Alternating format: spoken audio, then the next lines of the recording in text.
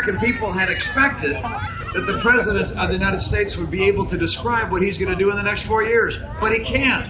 He can't even explain what he's done in the last 4 years. I mean, he spends most of his time trying to talk about how my plan won't work.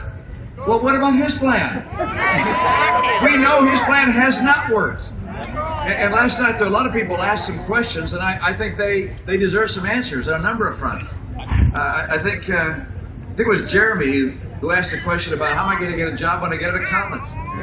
Half the kids in this country not able to get work or college-level work that are coming out of college. I mean, that's a question that needs to be answered. And then you heard Lorraine saying, when you promised, Mr. President, to put in place an immigration reform bill in your first term, well, I guess it was me that asked this question. It was her idea. She brought up immigration. You promised to put it on in your first term, your highest priority.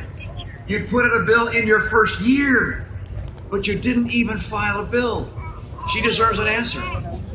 And then we heard from Michael, and he asked the question, why should we vote for you? Because the middle class is getting buried. And I described all the ways in which the president had failed to help lift the middle class. This is an election about the great middle class of America. It's helping people that are poor get into the middle class, helping people in the middle class have a brighter future, and he had no answer as to why he had failed to help the middle class and why they're having such tough times.